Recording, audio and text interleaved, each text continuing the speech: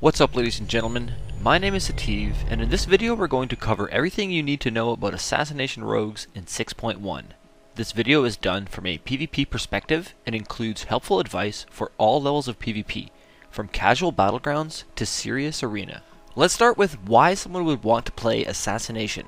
Versatile playstyle, able to spread damage with Rupture and Deadly Poison, or single target burst with Vanish and DFA. As well, you can generate really good pressure with a simple Kidney Shot and Venom and start spamming Mutilates and Dispatch. This, combined with Venomous Wounds and Poison procs, you actually deal great damage to Plate Wearers, Death Knights, Paladins, Warriors, and even Bear Form. So here's what you can expect from this video. Itemization choices and why.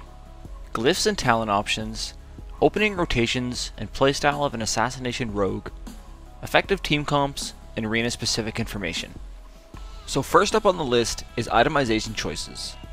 Personally, when I'm playing Assassination, I like to stack Mastery, and here is exactly why. Even in a situation where I'm attacking a single target with 100% uptime, Envenom, Venomous Wounds, and Wound Poison are still my top damage dealing abilities, aside from melee obviously. So in a situation where I'm spreading Rupture to multiple targets and have bleeds out, Venomous Wounds is proccing from 2 to 3 people at the same time, Venomous Wounds damage would be inflated, melee would be down because I have a lower uptime, and Envenom would also be higher up there on the chart. Now, before you guys go ahead and start saying that Mastery only increases poison damage, that being Deadly Poison and Wound Poison, you have to note that it does increase Venomous Wounds and Envenom damage. If you go look at the ability on wowhead.com, you will see that it does increase both of those. For Assassination, my stat priority is very simple. I'm going with Mastery over Versatility, over Multi-Strike, over Crit, over Haste. Haste falls at the very bottom of the spectrum because the energy regen and auto attack increase isn't all that significant. Critical Strike simply does not scale very well. Multi-Strike is alright, but overall, Mastery is the best stat. Versatility falls second because a lot of the pieces that have Mastery that we're trying to get also have Versatility, and realistically, Versatility increases absolutely everything we do and reduces a little bit of damage as well. So what exactly is BIS gear? You'd be wearing the 4 set piece bonus for Rogue and excluding your helmet for the Versatility Mastery helmet. You'd be getting the Versatility Mastery boots, and you'd be getting the Haste Mastery neck, Crit Mastery cloak, Haste Mastery bracers, Crit Mastery belt, Crit Mastery ring, Haste Mastery ring, and if you're a human you'd have the Agility on use and Versatility proc.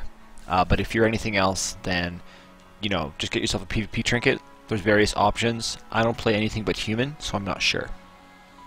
Next up is glyphs and talents. We're going to start with glyphs because I feel they're rather important for a rogue.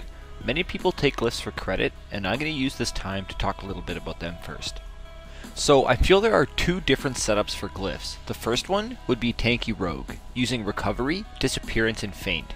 The other would be aggressive rogue, using cheap shot, disappearance, and energy.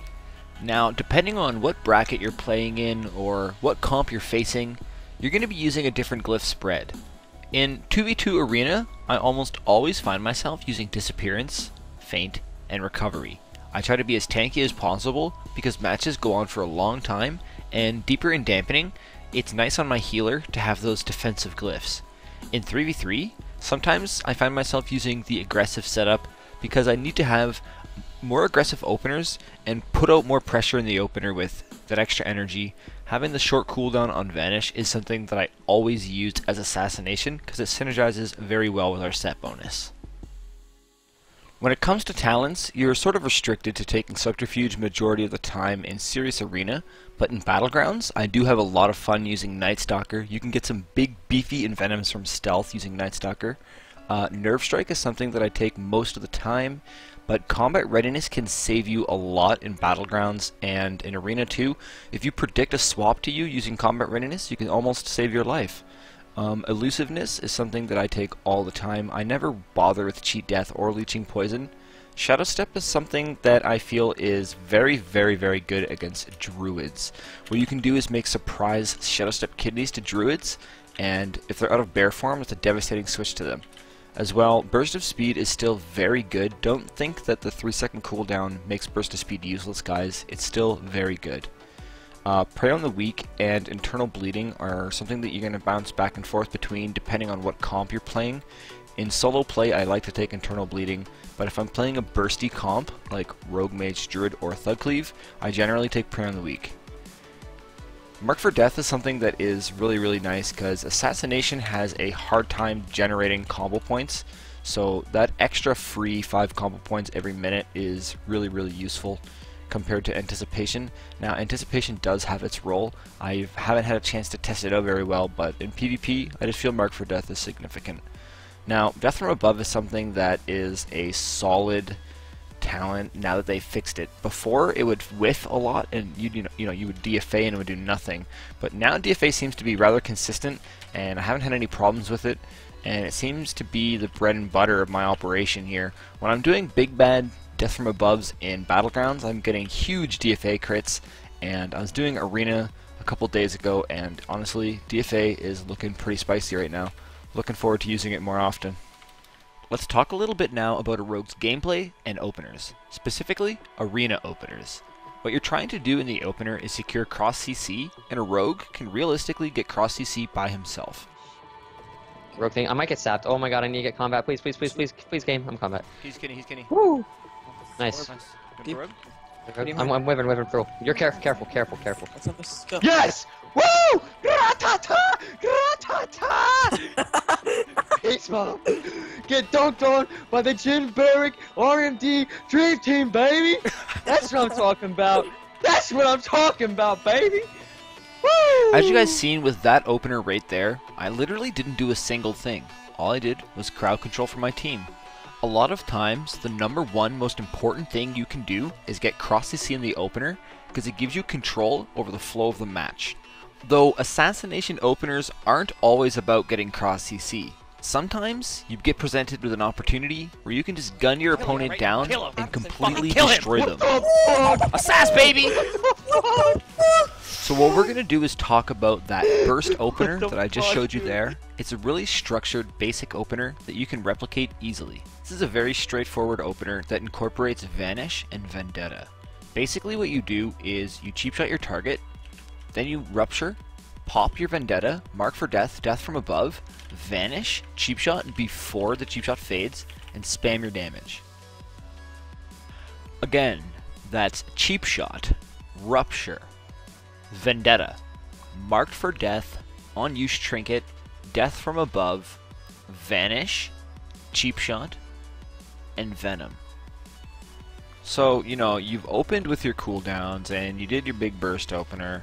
Your CDs are done and you don't really have a whole lot going for you now. So what do you do at this point? At this point, what I'm trying to do is set up a nice kidney shot on my off target. Let's say we're planning on killing this target dummy. I'll wait for my teammate or I to get crowd control on a healer, and then we would land a full kidney shot with a full bar of energy, and you just spam damage into that. Potentially you could vanish and cheap shot out of your kidney to keep your enemy target locked down. But ideally, all you're trying to do is set up a kidney shot, full, and a rupture on your target at all times for venomous wounds and energy regen. Assassination is pretty straightforward, and all you really do is just train, deal damage.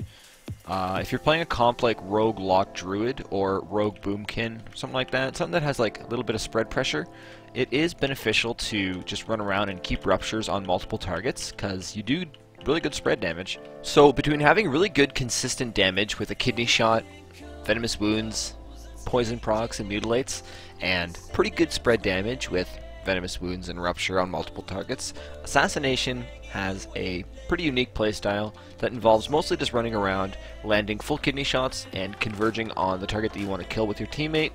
And outside of that, you're just keeping ruptures rolling and trying not to break your teammate's CC.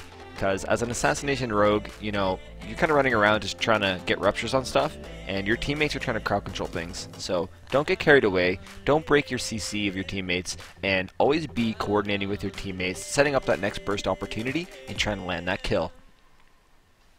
That being said, we're going to talk a little bit about team comps. Now, for an Assassination Rogue, I feel there's maybe 2 or 3 viable, like, top-end team comps, and that would be Thug Cleave, Rogue Mage Druid, and Rogue Lock Druid. Now, besides that, you could play other things like Rogue Shadow Priest, or Rogue Boomkin, you know, Rogue Death Knight, and Rogue Rep Paladin are also, you know, okay options. I was gonna die. Wait, did we do any MLG stuff? Because I totally spaced out, and I was just trying to live. Dude, I was really... Oh, shit, you're dead. I was trying so... Holy fuck, you're actually dying! Oh, holy fuck! No! Bombing on you! Kill him! The monk's dead, and I don't know why. We won the arena, and that's good. Like, life is good. We beat a 2700 team on Jim Barrick! Points, man! Oh, yes. Well, thanks so much for watching, everybody. I hope you're looking forward to more guides like this. I'm going to be pushing myself to produce more content for you guys because, you know, the season's going to be wrapping up in a couple months, so there needs to be content for you guys. You need stuff to work with, so happy to provide for you all. Until next time, much love. Stay sneaky, my friends. We're killing him right now. Kill him. Fucking kill him. What the fuck? Assass, baby. Oh yeah. Fucking It's 12 a.m. I want to stream at 12 p.m. And I also want to finish this video, so wish me luck, boys. He said, oh yeah.